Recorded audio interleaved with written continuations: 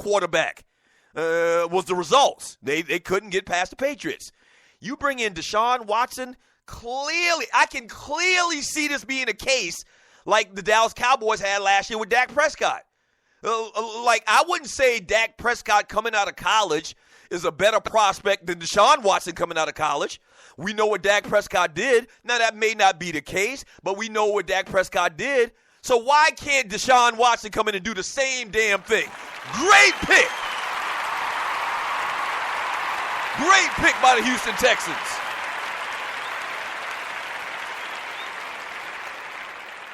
Great pick by the Houston Texans. I'm not saying that it's going to happen. But if you look at what's been going on over the last couple of years, and here's something about it, man. I really do believe, and I've said this before, that these quarterbacks now, I'm not the only person to say this. I'm not the Lone Ranger. These quarterbacks now come in and they have greater success, man, because they played more football in these types of schemes. Like, these guys have all of these camps and all of these summer programs and whatever, man, and these 7-on-7 camps and whatnot. And these guys throw the football and they see defensive schemes and they have higher echelon type offensive packages, man, than ever before. And so you see Dak Prescott coming into the league and have success very early. You see Jameis Winston come into the league and have success early. Don't forget the numbers that Cam Newton put up his rookie year. So, I mean, it's very possible. I think that the Houston Texans got the best quarterback in this draft. Time will tell. But as far as last night, great pick by the Houston Texans. Deshaun Watson, a proven winner, two-time player in the national championship game, one-time national championship winner. Great pick.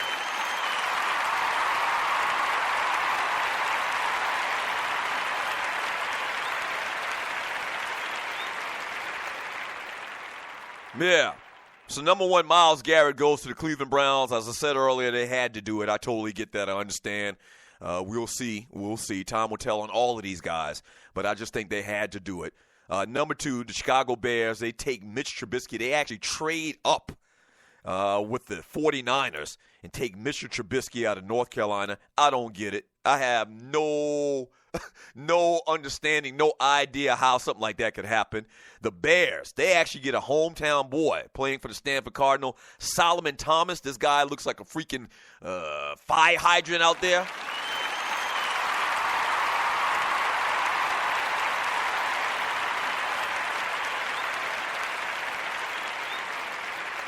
The Niners had the worst run defense in the NFL last season and were fifth worst in the NFL in pressures guaranteed or generated per dropback. So Thomas, man, this guy looks like a classic defensive tackle. Kind of reminds me, I think the comparison I made to him when we mentioned him a couple of days ago was Ndamukong Suh, that type of player. Not Ndamukong Suh, not to that level, but kind of like a poor man's Ndamukong Suh.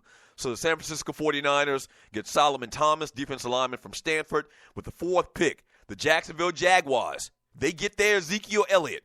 They get Leonard Fournette. Now listen.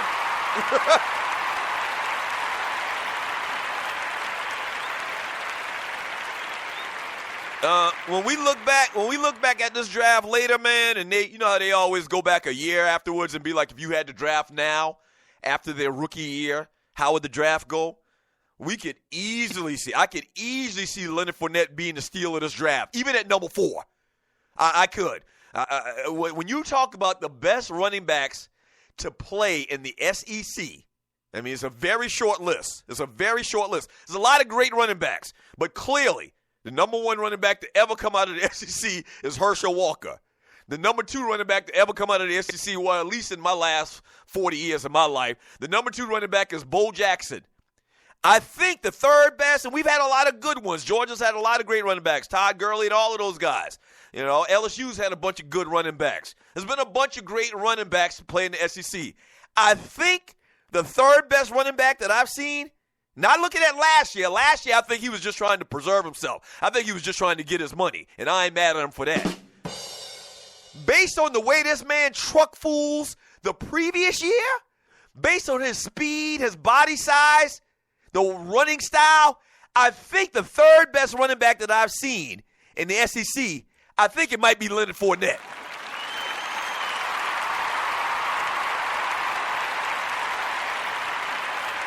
Yeah. Yeah. I think the third best running back that I can remember that I can recall, and I probably need to look up a list of the best SEC running backs of all time. I tell you what, I'll do that a little bit later today. But Leonard Fournette, man, I mean, just a straight beast. I mean, a straight beast. Jacksonville got a steal, all right? They got T.J. Yeldon from Alabama, who's been there a couple of years. This might be his third year, might even be his second year. Chris Ivory, all strong running backs, man. But Leonard Fournette is what you call one of them franchise-type backs. So the Jacksonville Jaguars get him, great pick by them. The Tennessee Titans, kind of like another surprise early in the draft, as they select Corey Davis, the wide receiver from Western Michigan. Big target. Remember I compared him to Eric Moles? Moles that played for the Buffalo Bills out of, what did he play in college? Mississippi State. Big physical receiver. Questions because of the competition that he played against at Western Michigan. Had an issue with an ankle, I believe it was, at the combine and post season, college football season this year. But after the catch, you've seen the video of this guy. After the catch, this guy looks like a running back out there.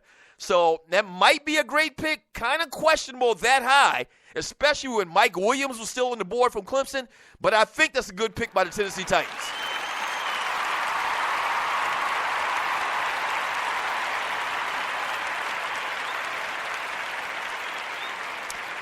At pick number 6, and you're listening to the Doug Stewart Show on the Stewart Media and Entertainment Network. At pick number 6, the New York Jets take Jamal Adams, the safety out of LSU. And you've seen it. You've been paying attention to the media over the last couple of days, couple of weeks. I mean, to a man, like all of the experts say that, you know, if it wasn't for his position, because they always kind of devalue the safety position, if it wasn't for his position, that this guy might or should have been the number 1 pick in the draft. Like, they think that much of this dude, like, this guy could be the next Ed Reed. If you got the next Ed Reed, your ass got a good pick. So, good pick by the New York Jets at number 6, taking Jamal Adams, the safety out of LSU.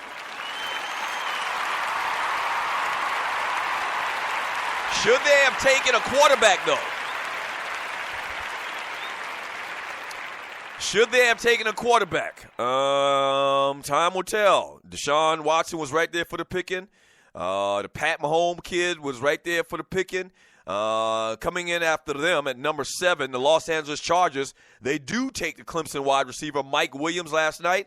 That was my clear number 1 wide receiver. The Corey Davis kid, I haven't seen a lot of him. Obviously, nobody watches Western Michigan football like that. But from what I can tell, what I read, what I hear, watching the little tape that I've seen, the Corey Davis kid is the truth. But let me tell you something. Mike Williams, there's no question about it. Mike Williams is going to be a baller in the NFL. Mark it down.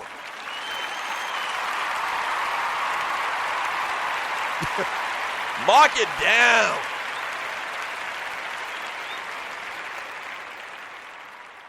Did have the neck injury a couple of years ago, man, where he missed the entire season for the Clemson Tigers. But last year, balled out of control, unguardable. The comparison I made to this guy, man, is Michael Irvin. Like he goes up and gets those 50-50 balls. You know, big body once again can get to the ball at his highest point. There was some question about the Chargers possibly taking a quarterback here. Maybe Deshaun Watson. They didn't do it. So that means I guess they're going to ride with Phillip Rivers for a couple more years. I don't know if that was a wise decision. And especially if Deshaun Watson or any of these other quarterbacks in the first round pan out to be a great quarterback. Phillip Rivers has been playing in the NFL a long-ass time. Okay, and seems like he might be losing a step or two. We'll see. They've lost some of their top wide receivers. They didn't have Vincent Jackson over the last couple of years in the trade, or they went to the Tampa Bay Buccaneers, I think, on free agency or whatever. So he needs targets, but he's also old. Mike Williams is that dude. That's a great pick. I don't care how you look at it. Mike Williams is a great pick.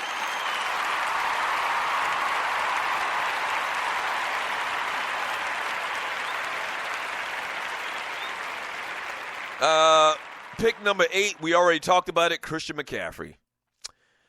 Christian McCaffrey, man, solid player. Very solid player. Definitely could understand him being a first-round draft pick. But the top 10, I don't think so. I think that's a little high for this kid, man. If he turns into Bryant Westbrook and the Philadelphia Eagles, even if he turns into what Reggie Bush has done throughout his career, it's still a good football player. You're getting a good football player, but as high as they chose him, I think that's a reach. And number 9, John Ross, the fastest man in the NFL Combine ever. Wide receiver out of Washington, goes to the Cincinnati Bengals. So they try to get some speed. He's had some injury issues, though, over the years. You got to keep an eye on that. And the number 10 pick, man, another surprise in my book, the Kansas City Chiefs take Patrick Mahomes, the second quarterback out of Texas Tech.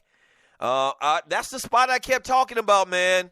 And actually, Kansas City moved up to number 10 with the Buffalo Bills to make this pick. That's where I wanted Deshaun Watson to go. You know, you talking about a great fit in Houston with that great defense. Jadeveon Clowney now playing ball like everybody thought he could play. You talk about a great pick for Deshaun Watson going and playing for the Houston Texans, almost equal or maybe even a better landing spot for him, I think would have been Kansas City. Both of those teams kind of like in the same boat. Great defense, man. They need more on offense. You know, Alex Smith is not a bum, but he ain't too far from it, and he's pretty much reached his ceiling. I thought Deshaun Watson there with Andy Reid would have been a good look, but they go with this Patrick Mahomes kid. This is another guy, man, that really came from nowhere. And I guess if you put up the numbers and you throw the ball around like they do at Texas Tech, you got to pay attention. But, wow, these Texas Tech quarterbacks have really not fared well in the NFL. They run a gadget-type offense, kind of like a run-and-shoot like June Jones used to do back in the day for the Falcons and for who did he coach for as well? The Hawaii Rainbows, you know what I'm saying? And so they throw the ball around a lot. We'll see. The scouts kept saying and all of the insiders kept saying, and you listen to the Doug Stewart show, that this kid had the livest arm out of anybody. Okay. I don't watch Big 12 football like that. And I definitely don't watch Texas Tech. So we'll see. We will see. But the Kansas City Chiefs, Andy Reid, move up with the Buffalo Bills, man, and take Patrick Mahomes, the second quarterback out of Texas Tech.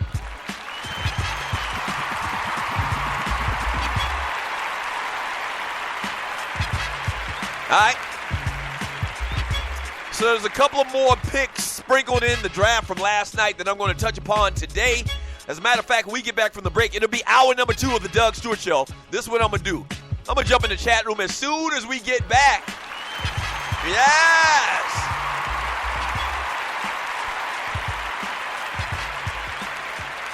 Yeah. I see somebody in the chat room says they want to get my thoughts on Atlanta's pick. Yeah, I'm definitely going to get to that. EJ from Chi-Town. What up, EJ from Chi-Town? Looks like a new chatter in the chat room. So I'm definitely going to talk about the Falcons. As a matter of fact, that'll be the first thing I touch upon when we get back what the Falcons did with their pick last night. I think it was pick number 28. They actually moved up a little bit. We'll talk about that. Jump into the chat room, read your chat, continue talking about the NFL draft, and doing what we do on this fantastic, freaky, funny Football Friday. Don't go away. Do not go away. Don't go away.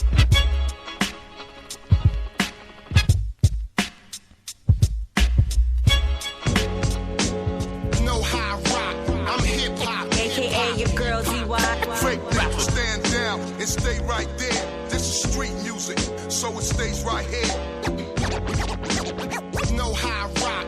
I'm hip hop. AKA your girl DY. Fake rapper, stand down and stay right there. This is street music. I touch it and it's blessed. In walks the girl with her hair all woolly, flow on, swole, the unexpected bully. I am not what you thought. Body suckers for sport and slaughter the ones I caught, recorded and then report. Yeah. I'm a star, but I rock my day-to-day, yeah. Just so you don't fear me when you see me try to play fair. My abilities are my greatest advantage. On my worst days, delivery is very hard to manage. At your best, you don't even come close. Who are you? I don't even got the energy to argue. I'm tired of hearing whack bars like those. Please know, you dealing with a star and life's closed. So I don't rock for free, so stop it. Pull out your wallet, this is not a non-profit. Started out in Jackie Robinson Elementary. Now I'm rocking with legends, this is real black history. Know how I rock, I'm hip hop. AKA your girl DY. Fake rapper, stand down and stay right there. This is street music, so it stays right here. Know how I rock, I'm hip hop. AKA your girl DY. Fake rapper, stand down and stay right there. This is street music. I touch it and it's blessed. It could take up to a